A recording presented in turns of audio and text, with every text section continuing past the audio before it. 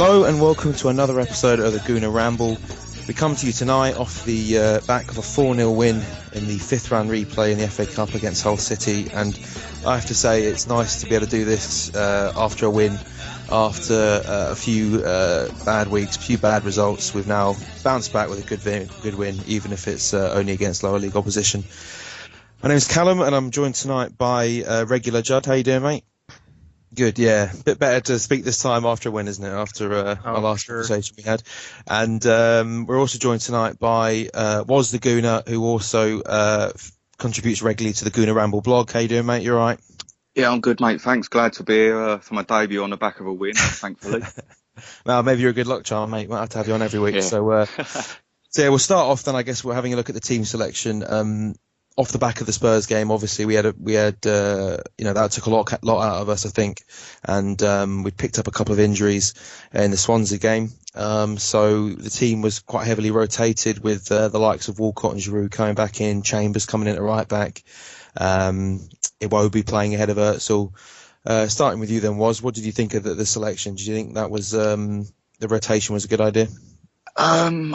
It's always a bit of a dodgy point for me because I do think that winning matches breeds confidence and you can sort of continue that on. I was surprised after the Leicester win, that late goal, that we actually made so many changes for the cup game. I understand we had 3 games in a week, but we made wholesale changes. I mean, if you change 1 or 2 out of a solid 11, then rest 2 or 3 during the game when you've got the game won, I always feel more comfortable. But obviously, hard-fought point of the lane, and we know what the game's coming up. So it is tough to choose a team, and we do have a squad of players. So he has to do his bit, but I maybe would have made a few less changes. But obviously, it's been justified, hasn't it? So, well, exactly, and what you're saying there reminds me a lot of actually the opening game of the Champions League we had against Dinamo Zagreb, where we rotated heavily, didn't we? Yeah, and that obviously came back to bite us in the arse. So it's always an educated risk, isn't it? So,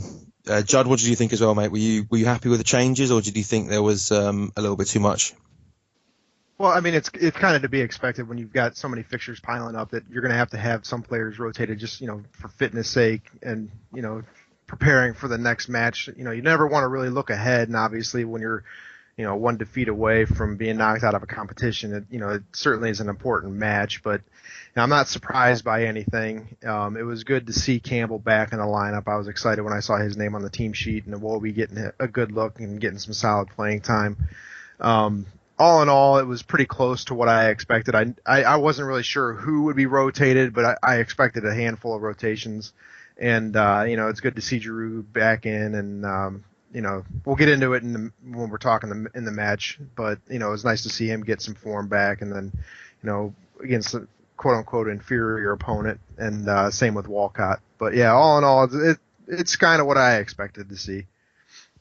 Well, we went into the game off, I guess the point versus Spurs was when we were 2-1 down to 10 men, coming back to 2-2 was a fantastic point. But prior to that, when we were 1-0 up and looking like we're in control, to only get a point was a bit disappointing. And obviously we had the losses before that game. So we came into this really in a bit of a low point. And Hull haven't been in the best of form goal scoring wise, but I know they've got a very solid defence. They like that 5 at the back formation that kept us at bay at the Emirates.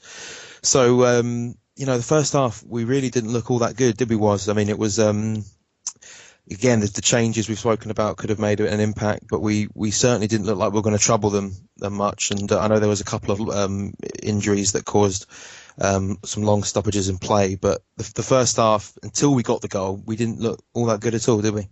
I mean, it seems to me a bit like Arsenal of this season. We sort of go through the motions. We quite lethargic. We struggle to create many clear-cut chances. I mean, in the league at home this season, we've had 14 home games, and only in 2 of them games we had more than 2 shots on target in the first half. And it seems a bit of a recurring theme that we don't seem to go quick. I mean, we had the chance. I thought the main chance of the half was when we had a really quick break, and Iwobi done brilliantly to release Joe on the right, and he cut back inside and obviously tried to curl something that wasn't there, and it's a good idea, nice idea, but sometimes that's just where I used to think we'd get maybe Theo on his right foot just hitting the byline, and picking out Giroud, and that's what Giroud loves to do, get across his man. But yeah, it was sort of same old really. It was just a bit boring to watch and a bit stuttering into our stride. I mean, every player's got the ability, and you can see we show flashes, but we don't really put any consistent sort of spell of play together, and it doesn't really help. But, no, it is worrying, isn't it? I mean, the way to play against us, and this has been the case all season, is you kind of pack the box and hit us on the counter, and when we've got a rotated team and a lot of players now that aren't in the best of form, we don't look particularly great, do we? What did you make of our shape, Judd, as well? I mean, did you think that? I mean, there was on BT, Ian Wright was commenting at half-time how Giroud was constantly coming wide, and with Hull playing a pretty, they're putting a lot of numbers at the back. It did feel like we lacked some cutting edge or a focal point of the attack. I completely agree, and I happen to be watching the BT feed over here as well, and I heard his comments, and it does make you wonder when the guy's struggling to find the goal, why he's drifting wide so much and having everybody feed off of him. And that's been a part of his game that I've liked about Giroud for a long time. But now it seems to be it's what he's looking to do first. And, occasionally you got to be the guy looking to get in behind the defense, and you got to be the guy looking for that goal scoring opportunity, not just bringing in everybody off of you. If you become too one-dimensional, you become easier to defend. And it's when you have that, give and take, you can keep that defender on his heels, and then in turn, when you're turning him, that gives your midfield space to move into, and he can't be right up on your hip like he was. But overall, the first half, I was really disappointed, and I was starting to get a little bit frustrated, thinking, where is this goal going to come from if we're ever going to score? And I think it was like 3 or 4 minutes before the goal actually did wind up coming. We had possession uninterrupted, but it was all in the middle third. I mean, we couldn't even get the ball into their final third for, 1 or 2 touches. And it was getting to the point where I was just like, oh, man, here we go again. And, unfortunately, the way that we've been playing, that's what happens as a fan. You start thinking negatively, and I can certainly understand, if I'm feeling that at home, the fans in the stands are feeling that, and that winds up, reverberating down onto the pitch to the players, and we need to get out of this funk. And maybe that wayward back pass was what we needed. Well, it was something that we just haven't had that bit of luck, have we, the last few weeks? It's felt like, even though we haven't been great, there hasn't really been those little moments of fortune that, for example, against United when the ball comes in from a cross, Gabriel slides in and it sits perfectly for Rashford just to hit in. We don't feel like we've had many of those things go our way. So I guess, Giroud, a father again after his wife gave birth last night, gets a little bit of luck, gift wrap really from Milo, who didn't even look what he was doing. I mean, watching it, you just think, and Giroud did a couple of those since he's been here. I mean, do you remember the Southampton game where Boric went on a bit of a run and he nicked the ball off him and got an open goal? So you got to take the chance when they come, haven't they? Right. One thing I wanted to chat to you about was I was reading through some of your old blog posts, and and I was looking at your Walcott article you wrote just after the turn of the year about the decade of Theo. Yeah. Now, this is you. Would I be right in saying that you're quite pro Theo? You're quite a fan, judging by what you wrote here. Yes, I mean, I'm very pro Theo, but I can't turn around and say to people this season that he set the world alight and he's deserved a place in the team. Well, that's why I'd like to ask you about his first half performance, because I think you could probably sum up in those 2 corners he took. One that was cleared at the front post and the other that went flying over for a goal kick. A couple of things I'd like to touch on with Theo is... Yeah, no, please do. Firstly, my opinion is that I think Theo Walcott is a right winger. And I mean, I know he's done a nice job through the middle of the park and he can play there, but I think he's nothing more than an option. I wouldn't say he's a man who's going to play a full season at centre forward. I think he's a good option, but I think his best position and all his best work for Arsenal has mostly come down the right-hand side of the park. And this season, I mean, people say he don't want to play wide, but he's been playing left wing for ages now. And I mean, we're touching on the Milo mistake, but that's probably the best bit of service Olivier Giroud has had in the last 2 months. No, you're not wrong.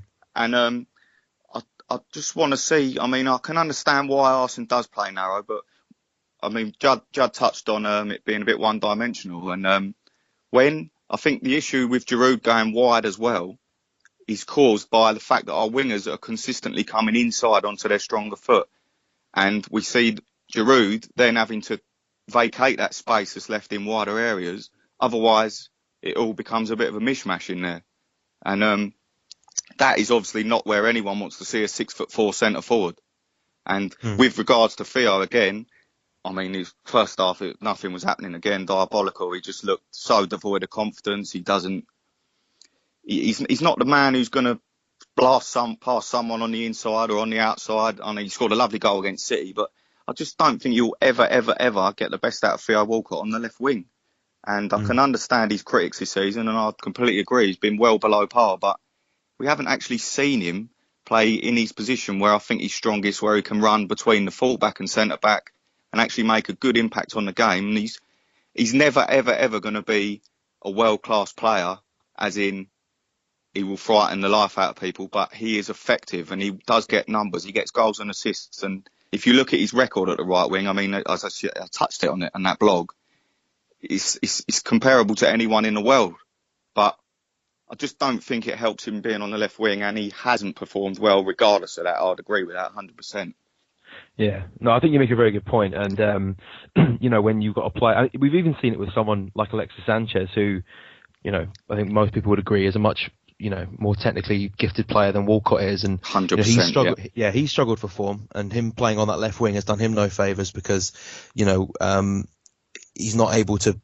He never runs down the outside on his left. He always cuts in on his right, and Theo does the same. I know we did see that great goal against City, but Walcott is really. I completely agree with you. You want him on that right wing, playing on the last man, being able to get in on a strong foot, rather than having to always cut inside. And to be fair to him, he improved a lot in the second half. He got his goals. I know the second one came from that right side, but he did take the finish. He did score well from the left when he had a bit of space, a little bit of time. Yeah, and the one thing I would say about that, I mean, during that period of play, I'm always bang on about our wingers being narrow all the time. But the one thing I would say, after we sort of that last 25 minutes, we started to stay wider. I mean, you can see Joel Campbell, when he picks up the ball, he's on the right touchline.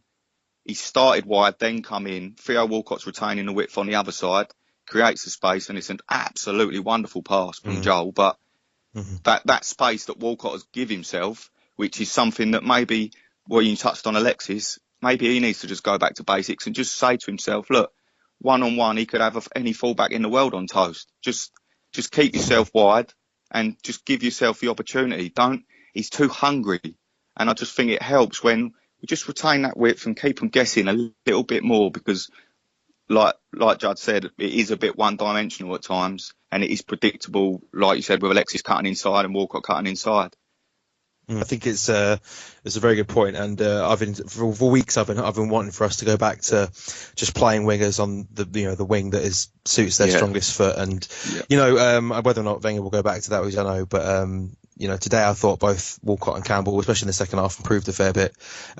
Judd, before we talk about Giroud's second goal as well, what did you make of Walcott's all-round performance? I mean, I think we can all agree that he had a bit of a stinker in the first half, but credit where credit's due, 2 goals and an assist in that second half. Yeah, I thought that, people on Twitter were being overly critical, obviously, and he's not coming off the best performances lately. So the first half, naturally, everybody was down his throat. It is what it is. It was a horrible performance. He wasn't involved. When he was, it was poor. But I thought the second half, the one thing that I thought Walcott's always done well is his movement has always been really good.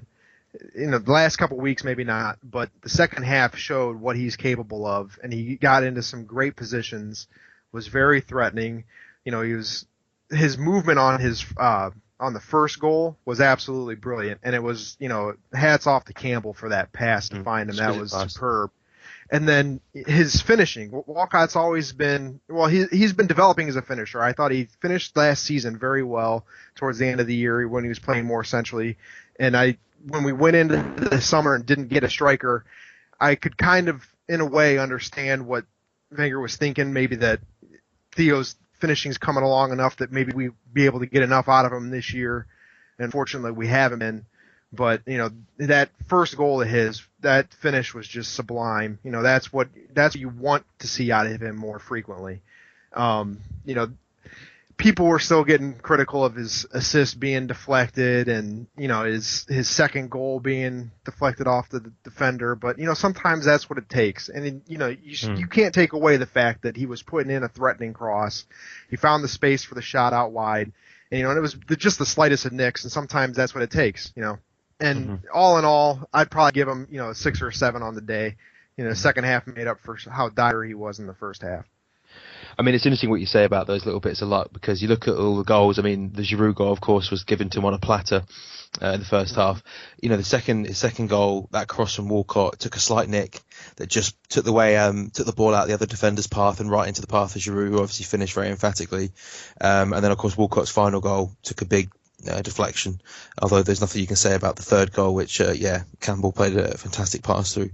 Me and Judd will have spoken about Olivier Giroud I don't know how many times, but I'm interested to see what you thought of him, not just tonight, because I think we can agree he had a good game tonight, took his goals well, but he's been on a bit of a drought. I think he hadn't scored since the Liverpool game, was it? The brace he scored at Anfield, which he played really well in that match. And he's had a couple of good games since with assists and stuff, but the goal scoring run has been a bit of a worry. So what's your kind of general take on him, and what do you think you can offer us between now and the end of the season? You see, I'm a massive Giroud fan myself. I mean, there's a lot of very, very good strikers, and there probably is 8 to 10 more better strikers in the world out there that we could have right now. But for what Olivier Giroud is, I think if you utilise his ability properly, then you have got one hell of a player, and he's certainly good enough to win us a Premier League title if you play to his strengths. I mean, I look at him and I think he's a 6'4" centre forward. He absolutely loves to get across his man at the front post. He's brilliant in the air. With his back to goal, he's phenomenal. He can bring players into play like no one else can in the Premier League. But without runners and without delivery, he's almost pointless. I mean, it's almost as if Wenger's playing him, but playing him as if he's an Aguero type player who's going to drift out to the wing and pick up the ball and we can interchange. But that's not, for me, how you're going to get the best out of Giroud. And I think this 11-game spell, you always see Giroud at his best when he's in the box, because you can play off of him, runners from deep, runners from wide. He can, as I said, he can just lay the ball in someone's path, assist. I mean, he's had a few assists recently. I mean, the Walcott one against Leicester where he just knocked it down, unbelievable with his back to goal there. And he's one of those players that people will get frustrated with, but I tend to give him a bit of leeway because I don't feel we're helping him in any way, shape or form. And realistically, he's still got 20 goals this season and he hasn't scored in his last 11. And we haven't played with any width all season. And he's still got 20. And we're looking at possibly 10 or 11 games left this season. Who's to say he can't go on and get 10 in them games if he does it a good run? I mean, that's 30 goals a season and that's what everyone cries out for. But I'm a massive Giroud fan, obviously, like I've said, but I just don't think we're going to get the best out of him at the moment, the way we're playing. No, I completely agree with you, mate. We've spoken about him at length, and it seems to me that actually a lot of the games we've had over the last few weeks, where he hasn't played particularly well. He hasn't had like stinkers. He has just been kind of isolated, or he hasn't had the delivery. I mean, your point about the wingers is a valid one, and also something that I remember happened with him in the 2013-14 season was that we just didn't have anyone to rotate with him, and he got tired. Yeah, he looked shattered, and of course, when you're a target man playing up on your own against teams that will always sit back and defend against us, and you're not quite at the races, you're tired, the ball's going to bounce off you, you're going to be eaten alive, by these defenders. And, I don't doubt that some of the poor form or, the lack of goal scoring we've had over the last few weeks from him isn't linked to the fact that we've not been able to take him out of the team, because Welbeck is only just back. And, he's come on today, obviously fresh, looking good. Earlier in the season when Walcott was starting through the middle, Giroud was coming and scoring pretty much every game off the bench for a few weeks, wasn't he? So, Judd, what do you reckon as well, mate? I mean, we have spoken about Giroud as well, but what did you make about his performance on the night? I thought, kind of mirrored Walcott. I thought he was not quite at his best in the first half, but Waz brings up some very good points about it being a lot to do with how the team is playing around him as well. And I never really considered the fact that when we have so many people cutting in the box, that does kind of force him out wide to make space, and that might be a pretty good explanation as to the way things played out in the first half. But yeah, it's good to see him getting some goal scoring form back. I thought both of his goals were well taken, especially the second one. The first one, if you watch his positioning, it was pretty wise. I mean, he was on his defender. He had, a step or two inside of him already, just in case that ball did come in. He was positioned perfectly, and he pounced on it. And it's good to see him not being negative and shutting down, giving up on the play, but he's staying involved, staying engaged, and getting those opportunities when they're presented to him. Finish was, it's what's expected, but it was well taken. But yeah, all in all, I thought it was a great performance off of the back of what he's been putting out, and you could tell that he didn't really have that goal scoring drought in his head, if that makes sense. Yeah. At least the way that he played, it didn't appear to have that. Well, it's interesting you say that, because a lot of people have said that he's lacked confidence recently, but I don't think he has. I mean, you could argue that the shot where he hit the bar against Swansea, that was the shot of a player who hadn't scored for a while. But, he was still, like, for example, was mentioned his assist versus Leicester. I mean, that was very calm and composed and very intelligent play that set the goal on the plate for Theo. And I don't know if I buy the fact that he's lost his head or lost his confidence. I think he knows he's a good player, and he recognises that these runs happen. So I don't know, maybe, but I guess in the past that's definitely been something that's happened to him. But for this run, I don't really buy that as much.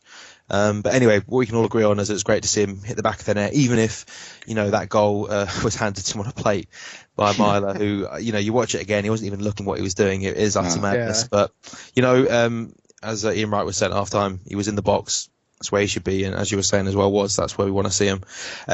Before we talk about some of the other issues, I would like to focus on a couple more players. One player that I was kind of impressed in the first half, who kind of stood out when we weren't playing that well at all, I thought was Callum Chambers, who has come in for Hector Bellerin at right back, and Chambers has had a bit of a mixed season. He's played some games at centre half, midfield. He's got a bit of a bad rep ever since that game against Swansea last season, where Montero had him on toast, as you play a right back position. But do you know what I was impressed with today was the fact that even though he hasn't got the pace of Bellerin, he was looking to get up and down the pitch, and he was working really hard. And that first half in particular, all our attacks seemed to be coming down that right hand side with Campbell and Chambers more so than Gibbs and Walcott on the left. I'll start with you then, Judd, with regards to Chambers. Do you think that he had a good display tonight? And does this kind of open up the question again that he might actually be a viable right back at, because I know that obviously Bellerin is our star man there, and Jenkinson might be back for next season, but I don't know, Chambers I thought did well today, and again it was against a Championship side, but he got up and down pretty well, I thought. Yeah, I thought, the first 5-10 minutes I was watching, because as you said, he was really involved, and I thought that he looked like a player that hadn't had a whole lot of time out there. He kind of was making conservative passes, being careful with the ball. But as the game went on, you could see he kind of got into the flow, got into the rhythm, and his game stepped up. All in all, I thought he played very well. He's got a tough ask to beat out Bellerin. Yeah. The Spanish guy. It was like a Cockney. Yeah, that Spanish guy. Yeah, he's got a tough ask to beat him out for the starting spot, because I think Hector's done a very good job cementing that as his. And then, as you were saying, Janko coming back, who knows what could happen with that. But all in all, I think he's certainly shown enough that you don't want to give up on him yet. So going into next year, I think it'll be funny, because if Jenkinson comes back, we'll have more options at right back than we do at center back. And there's only one guy out there at that position. Yeah. What would you make of him? I mean, I guess the one thing you could say... But all in all, I thought he played well. Yeah. Because Chambers is a player who's been here for 2 years now, and he's been asked to play right back, he's been asked to play centre back, asked to play centre midfield. He doesn't start many games, but he never seems to complain. And this last few weeks, whenever he has come on, he's looked pretty good, I thought, at least. Yeah, I'm again a big fan of Callum Chambers. I think the one thing I'd say in his defence is, like you said, he's being pulled from pillar to post, position-wise. I mean, I personally think he's a centre back through and through, and I think that's what he will be and what he should be. I think his composure on the ball is absolutely brilliant. His feet are wonderful. A lot of talk about John Stones and how fantastic he's been for Everton. I'd like to see how Callum Chambers would have developed over the last 2 years in that Everton team with that exposure and that game time and consist of. Listen, you can remember that Champions League qualifier away, and he was monstrous. He played about 5 or 6 games at centre back, and he just looked the part. And I do feel uncomfortable with him at right back because the lack of pace is an issue, isn't it? Yeah, not just lack of pace. I think his positional presence on the wing he's not really assured. He doesn't know where he should be, and like you said, the way we play, you're constantly expecting our fullback to be up and down, and we're lucky that we got Runner on that in that position, and he's just up and down like a nutcase. But it does cause us a lot of issues going forward. But as for Chambers, I'd just like to see him get a run in the team at centre back, and I think he's the long-term replacement for Per Mertesacker, and I think that in a few years' time, Gabriel and Callum Chambers will be a fantastic partnership for Arsenal at centre back. Well, we certainly hope so. And, if you look at Koscielny and Mertesacker, Gabriel reminds me a lot, and this is what Clive was saying the other week. He reminds me a lot of Koscielny in the, very quick, very aggressive, but error-prone, but very raw. Yeah. But we can all see a player there. And I think with Chambers, again, like Mertesacker, he isn't the fastest player, to put it that way, but he does seem to read the game well. He's relatively composed on the ball, and I certainly think that he showed enough to stick with him for the time being, at least. And I thought today even though it was against Hull, I thought it was a pretty stellar performance. The next player I want to talk about, it kind of links into this question we've got. First one I read is from Eaton's Padre, which is Jasper, who's a regular member on the podcast, and he asks, could Ramsey's injury be a disguise? Now, I wanted to link with Mohamed El Nene, because if Ramsey... Wenger said after the game that it looked like it was for Ramsey. It looks like he might be out for a few weeks at least. That means that El Nene's probably going to be starting most games, as you'd imagine, with Coquelin in the middle, unless Flamini gets not ahead of him, which I don't think any of us really want that. But what do you reckon was? First of all, I'd like to say that I don't think any injuries at this point of the season can be seen as a blessing in disguise, because we're not in a position where we can afford to lose players to injury. But I think we all agreed against Spurs at the weekend, the midfield looked a lot more solid, a lot more balanced with Elneny in the middle. Ramsey given more freedom out on the right. So, first of all, do you think it's a blessing in disguise? And even if not, what do you think of Elneny, and what do you think he brings to the team, and going forward as well? I think with Elneny, it's very, very days. I made a comment about him after the Spurs game that basically reminded me a bit of the Nielsen in a wig.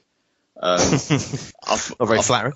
Yeah, I think so far he's had it not easy, but he's played at home in 2 cup games, and Wenger's described him as a box-to-box midfielder, but at home 2 championship sides, I didn't see him in either box once. And don't get me wrong, I'm not slating him. It's his third, his own 3 or 4 games for Arsenal, and you can see that he's very good on the ball, like he's quick in possession. Against Spurs at the Lane, like you were saying, very tidy, covered a lot of ball.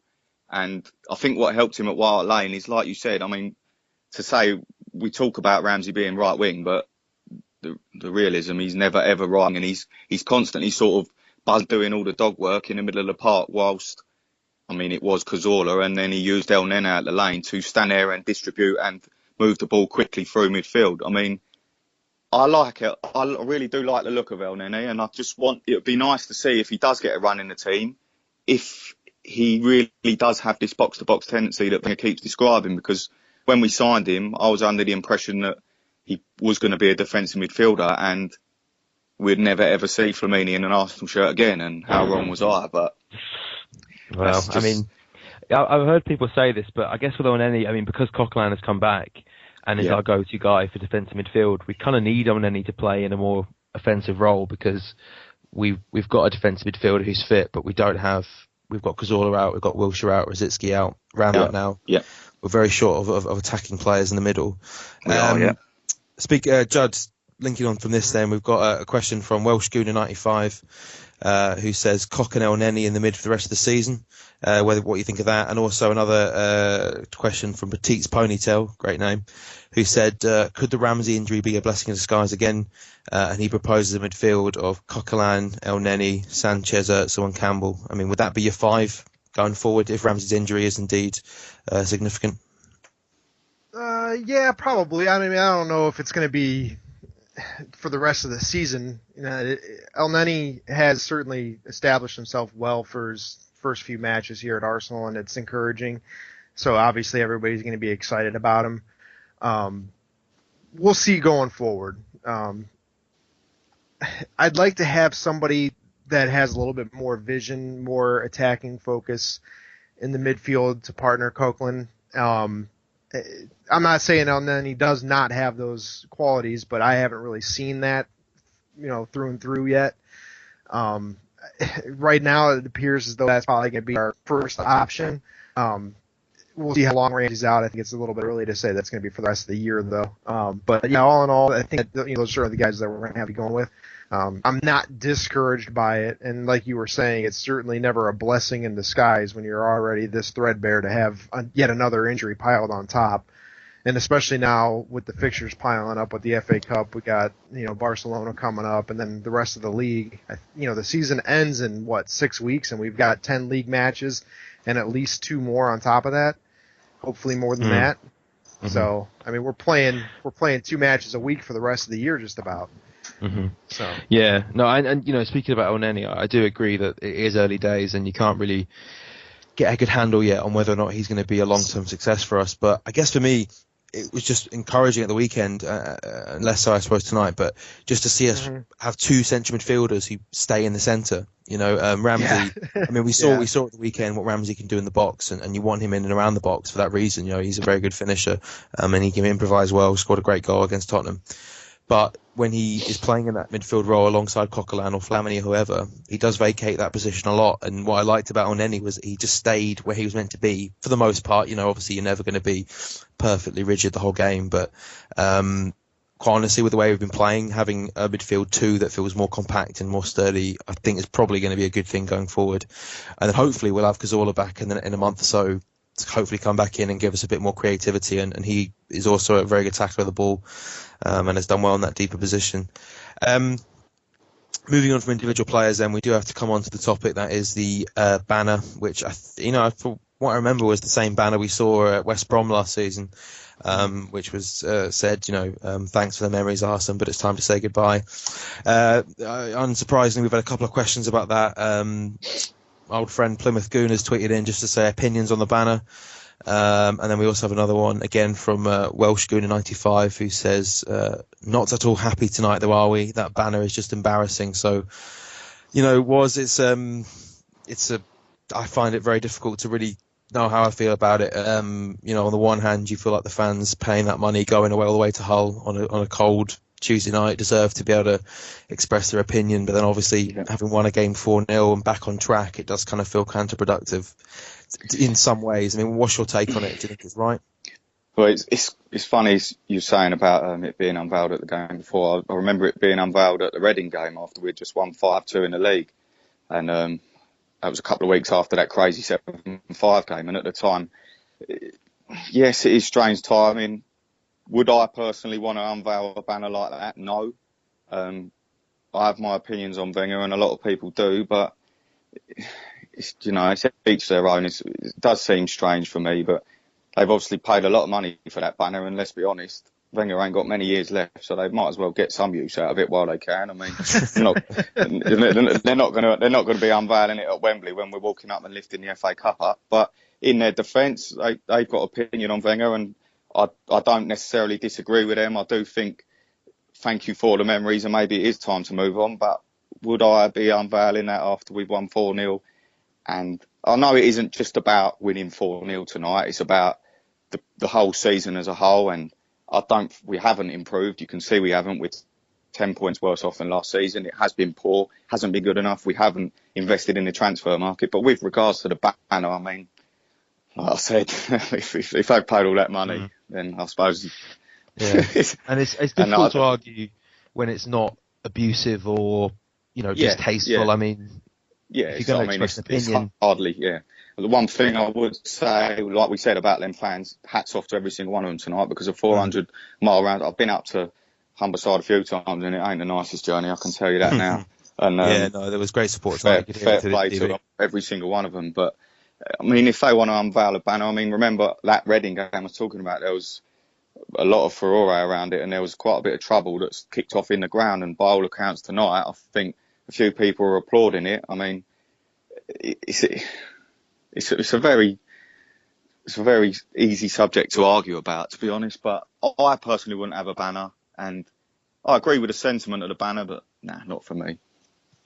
No, that's fair enough. I think you've covered that pretty well. I mean, I'm very much in the same boat. I'm getting to the point now where if we don't win the league this season, then I'm all for a change of management.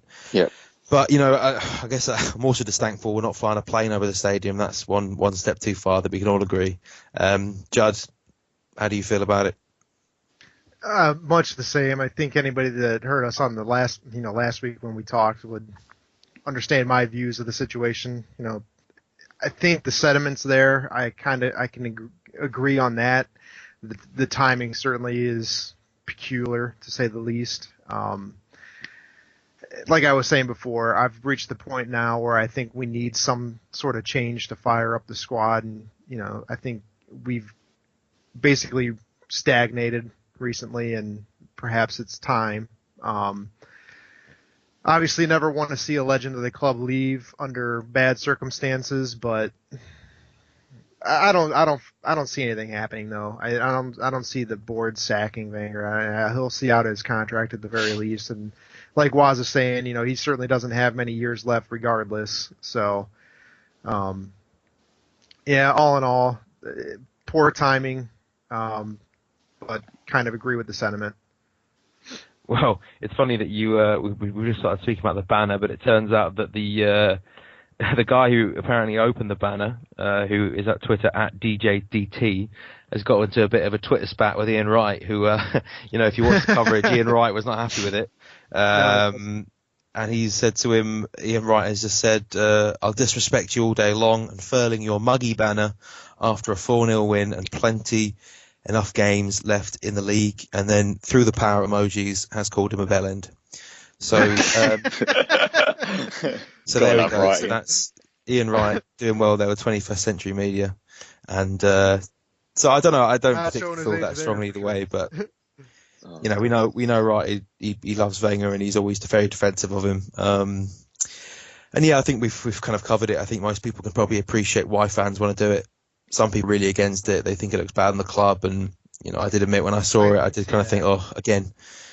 But I guess that kind of leads into the last question I've really got here, is just I guess the meaning of the FA Cup and what it would mean this season if we were to. I mean, there's a long way to go, but if we were able to retain it for 2 seasons running, 3 in a row, I've said that even if we win the FA Cup this season, if we lose the league to Leicester or Spurs, then I'm going to find it difficult to support Wenger anymore.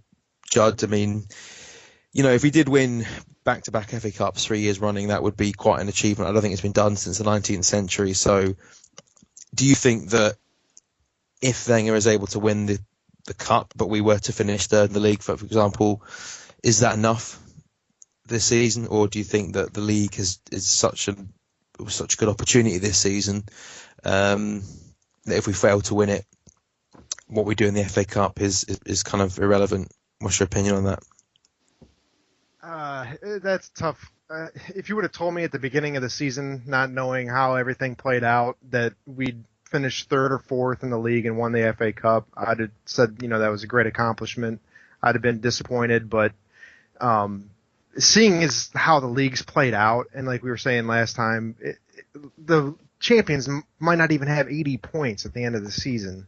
It was there on a silver platter for us. All we had to do was take it. And we got 79 points in 2013-14, and we finished 4th. That this year would win us the league.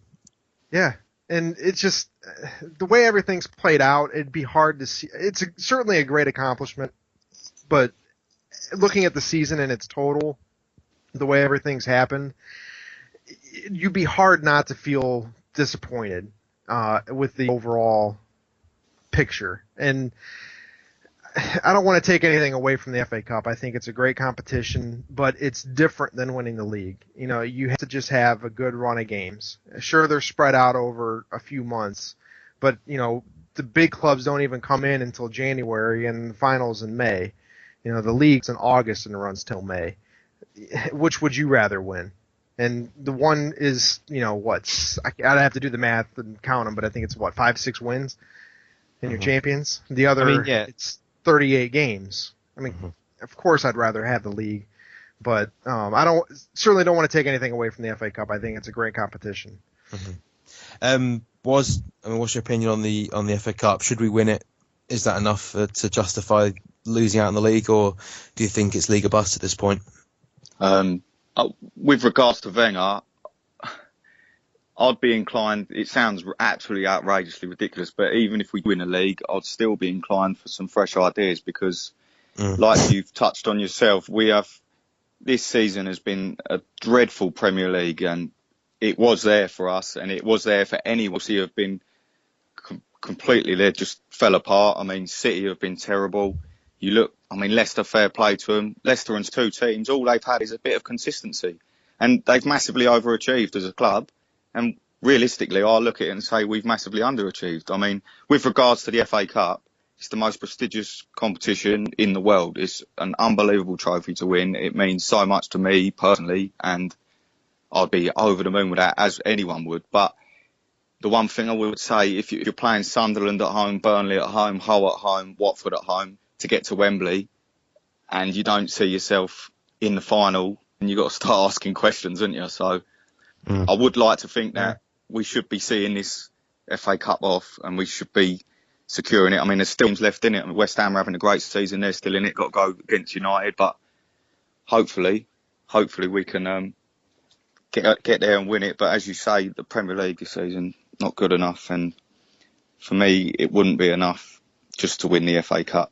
2 seasons ago, you signed Ozil, then you bring in Alexis Sanchez the following season, and then you come into this Premier League season knowing you've got probably the best number 10 in world football. You've got the Chilean Live who's absolutely unbelievable, and you only had Peck, who, by the way, is a fantastic keeper, but we just needed a bit more, and we ain't took that chance, and we're points worse off, and it's all a bit of a shame, really, because I would want nothing more than for Arsene Wenger to see himself out of here by winning a Premier League title, but I just can't see it happening. But you never know. It's only 8 points, and I say it's only 8 points. It's a lot of points, but there's still 27 to play for. So you never know, mate. You can't give up, but I just can't see it at the moment. Can't see it. Yeah, no, I think you're not. One thing I want to add to that, just real quickly, is, well, it's just, if you would have told me at the end of the summer that all we added was Petr Cech, and then at this point we'd be 10 points worse off, I would have laughed at you. I would have thought it'd been the other way around. So I can kind of see, where the thinking was at during the summer window. Everybody wanted to see a better, another striker brought in, and I can understand that. And there were people calling for a defensive midfielder, and I can understand that. But if you look at it objectively, where we were at last year, and you added Petr Cech to that instead, I would have thought that we'd be much better off this year. Well, it was the way we finished the season, wasn't it? Yeah. The season so well, and we had players that, I guess you look across the team. That's true. There's so many players that just haven't. Bar Özil, really, it's difficult to look at any player. Maybe Monreal as well, who have maintained or improved on their form. Coquelin hasn't done what he did last year. I think he's still been good for the most part, but Giroud's been hit and miss. Walcott. This has dropped off. Sorry, Cal. Last season, I'd say that our reliance on Sanchez was incredible, and this season it's been Mesut who has sort of took up the mantle. But it's no coincidence that we haven't got the. Look at all our wingers. We haven't got the best out of any of them. There's no figures there. There's no real numbers. We ain't scored enough goals from midfield. Ramsey, his best part of his whole game is up and down in the middle of the park, but there's no room for him to get up and down. It's just all a bit tight at the moment. And I think last season, with regards to the summer, a defensive midfielder, Coquelin, absolutely fantastic for 6 months, but That's all it ever was 6 months. And I personally, myself, would have gone out and spent 25, 30 million pounds, and there was a lot of defensive midfielders or midfielders of that ilk available in the summer to give Coquelin competition, because at the moment, if Coquelin's fit, Coquelin plays, and I think we saw the same thing with Chesney. Great talent, but if he's fit at the time, he plays, and he had absolutely no competition whatsoever. And we all know what's happened to him now. As soon as Ospina came in, it sort of, he went. And I'd like to see, I mean, we all love Coquelin, and rightly so. He was phenomenal last season, but for him to develop more, I feel like he needs another person kicking him there, because Flamini probably is literally there kicking him in training, but that's about all he's good for. Like, he's not. It's not what we want or need. And Mikel Arteta, he's served well, but he's 33 years old now. He's been out for nearly a year, injured on and off. That's the end of him.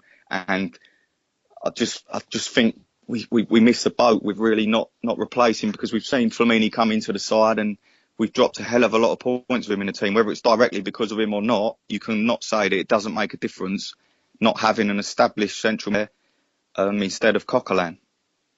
So it's a bit frustrating. I think most fans are in agreement with that, especially when you look at what happened when he got injured and we were reliant on Flamini, who I thought had a few good games, but when you see someone like N'Golo Kante having such a great season with Leicester, and it's easy to say after the fact, why didn't we get him? But it does show that there are players out there who, not just the Morgan Schneidlins and the Gustavos of this world, these big names. There are players out there that could come in and do a job more than Flamini and Arteta have done this season at least, and that was something that most people feared. And anyway, it's one of a number of positions where we perhaps could have improved on. But look, I know we've kind of gone off tangent a bit and gone a bit negative, but we are still in the cup. The last eight then is Reading will host Palace, Everton v Chelsea, Arsenal, Watford, United and West Ham will play as well.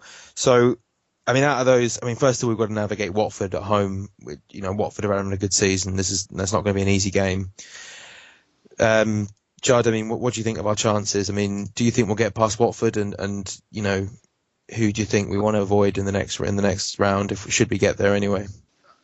I would certainly expect us to. I think, on paper, that's a match that we should be winning, especially at home. I think hopefully tonight's 4-0 is the type of match that you can build some positive momentum off of. I think you want to look back at Tottenham, you could perhaps say that kind of fight and guile to come back, especially being down a man, is the type of game you could build off of. But it's always a little bit more when you get that win, when you're over the edge that little bit more. So, yeah, I'd expect us to go on. As for who to avoid, one off, who knows? Just getting to the Final Four, you're always going to be playing good competition, teams that are having a good year. Chances are you're not going to get somebody that's, just kind of gotten the luck of the draw on the way through and gotten by the skin of their teeth by that point. I just want to get past this next round and then, take it from there. Well, if we get to Wembley, perhaps Chelsea. We've got a good record at Wembley in recent years. A Chelsea, the team we want to avoid, or do you think there's a couple other little banana skins in there? Should we get past? I think Diego Costa. I want to avoid his. Even his own mother is him. I think. It's just... I think at that stage of the competition, any team's a danger, and you can be as much of a danger to yourself as any other team can. I think we saw how much we struggled in that game in the semi-final the previous year. And it isn't easy. It's never easy at Wembley. And every team is going to go there, and especially even if they're underdogs, they know. It's at the end of the day, it's the FA Cup. It's what dreams are made of, and teams are there to be beat. And I'm not talking about Wembley because, by the way, Watford are a cracking team and they're going to cause a few problems. We've got them twice at home in a few weeks. And we definitely got to be on our game for that. And it's going to be tough with spot selection because we have got Barca during the week, and I'm heading out there literally straight after the Watford game, so I'm out there Monday. So I don't really want to see a weakened team in Barcelona. It's already going to be painful enough by the sounds of things, but at least the weather should be good, mate. Yeah, I've seen we might actually be able to have a pair of shorts on out there, maybe. I don't know. Oh well, yeah. I mean, that's. I know we've not even spoke about the Champions League, but I think we've Yeah, got so that's for another day, mate. another Headache, day. that will. Yeah, I think let's just enjoy the 4-0 victory over Hull City. I think we should just on that for tonight at least. Exactly. Going forward, then, just before we sign off, guys, just to let you know that he's been sent off for Charlton for elbowing an MK Dons player off the ball. So good to see that he's doing well. He actually scored a few goals, but he's even the Charlton Twitter feed said it was senseless. So he's taking his brand of chaos just down the road in London. With that in mind, I suppose looking forward to the Watford game. Are there any particular changes? I mean, I know we picked up some injuries tonight, so it's going to be dependent on that. But team-wise, I mean, who would you like to see come back in? Do you think we should be getting Alexis and Ertz, all these players back in? Welbeck? Yeah, 100%. I mean, thing is with Welbs, now Giroud scored. I mean, it's tough to take the geezer straight back out of the team because he's done what you've asked. He's in there tonight, got in the box, got a couple of goals. I mean, do you kill him straight out of the team or do you bring Welbeck on for the last half hour? And I just think that's where he needs to manage the team a bit better. Now he has got an option there in Welbeck.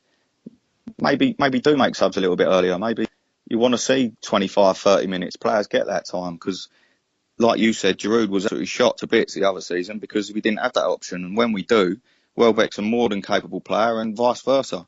If Welbeck starts, then we want to see Giroud get involved a bit earlier. But Joel's obviously going to be in with a shout again. And Theo will probably drop back to the bench. Me personally, I'd like to see him on the right wing, but I know that won't ever happen with Wenger still in charge because he doesn't really like width at the moment. But I think we will probably see El Nene alongside Coquelin if he fit. I've heard that might be struggling with an injury, but that'll be all my nightmares come true with Flamini back in the middle of midfield. So Camp Nou with Flamini in there. Camp Nou with Flamini. I'm going to have a few more beers than I already was going to have, mate. Blackout, don't remember the game. I've already seen him try to snap Messi's leg in half. Well, I suppose if we get another chance, you never know. He could be up with a double red. I'd say that he can't get any worse than last time, but I don't want to tempt fate, really. But Judd, again, for Watford, what would you like to see team-wise? I mean, I think a lot of it's going to depend on fitness, obviously. I'm thinking hopefully Ramsey's injury was just a ploy to get Campbell some more playing time because he knew that Wenger was going to take him off if he still had a substitution to make. But I'd like to see Campbell. I think he's shown enough that he deserves to have some. Yeah, I agree. Alexis and Ozil obviously back in, probably ahead of Coquelin and El Nene. Up top, hopefully Giroud's finding some form. Might be a little bit early to get him back out there after playing 90 tonight, but I wouldn't mind seeing him back out there. And then defense, obviously, it's going to depend a lot on injuries. I guess there's a rule that if you suffer a concussion, you're out for 7 days no matter what. So perhaps Pear might not be able. Hopefully Koscielny's back. Gabriel's injury looked pretty serious. I think they said he did his hamstring. So, I mean, those two center back positions, who knows? Ramsey will be out. Yeah. Oh, is he for sure? Well, I mean, Wenger said it looked like a bad one. He said Mertesacker should be back before long because I think it was just a cut. And Gabriel, he said it shouldn't be too bad, but you never know with that. But the fact that he said that, I mean, I think Ramsey probably, if he's back by the end of March, would be good. Tough to see it. It won't be for this weekend. I think we can assume anyway. Yeah, well, I mean, the big question is going to be who we're going to have there at the two center back positions. Oh no, if it is just a cut and Pear can make it back, hopefully Koscielny's fit and ready to go. Well, we ended the game with Flamini at right back, Chambers, Monreal in the centre, and Gibbs at left back. I mean, that's not one that. I don't want to keep talking about Barcelona, but it's you can't ignore that looming on the horizon when we've got that back four. But I'm sure Gabriel and Mert will be fine. Give it a week. Otherwise, you're going to have to get paralytic mate. But well, if we go to the Camp Nou with that. But I don't know. If he's at full back, I've got full faith because I've seen him keep 10 clean sheets at left back with Senderos, Toure and Aboué in the team, and we got to the final. So you never know. 3-0 Arsenal with Flamini at full back. That'll do. 10 years ago as well. Yeah. So what you're saying was is that we're about to win the Champions League. Is that correct? Don't tell anyone, but put your money on it. There we go. That's the best place to end, I think. Just before we go, guys, what are your predictions for the weekend? I know it's a bit early, but Judd? Scoreline. I'd like to see some momentum built off of this. 2-0 to the Arsenal. Giroud first goal scorer. Very nice. And was Tough game. I think we hopefully we can be a bit more exciting at home than we have been recently. I'm going to go for 2-1 because I fancy Watford to get something, and it might be a bit of a struggle, but I think we'll see them off. Yeah, no, I'm of agreement. I think 2-1. It'll be a tight game, and but you know, we've got a few days to recover, and hopefully tonight's win, first and 5, will get us back on track. And home game, FA Cup, you'll always take that at this point, won't you? So, just before we head off, guys, just a quick reminder to anyone who's listening. If you don't know already, tomorrow night we are having an Arsenal-themed quiz down at the Tollington, run by our own Akil, who's doing this all for the Arsenal Foundation. We've got some great prizes. There's a signed Arsenal shirt, signed Arsenal ball, some really other really good things as well. If you're around, if you're in the area, by all means go on down. I think it's 30 quid for a whole team to play in the quiz, and also we have a Just Giving page that will be linked on our Twitter feed. If you want to donate a little bit of money, it all goes to a good cause. So that's happening tomorrow night. We'll have another podcast next week after the Watford game, pre-Barcelona. Judd, thanks for joining us, Evan, mate. Always a pleasure, especially after stuff. 4-0. Yeah, it makes a nice change, doesn't it? And Was, mate, great to have you on. I hope you keep writing for the blog, mate, and in Barcelona next week. Yeah, superb. Cheers for having us, mate. Thank you. No, we'll have you on again, mate. That was great. So, Lovely. thanks everyone for listening, and we'll be back soon. This was the Gooner Ramble. Good night.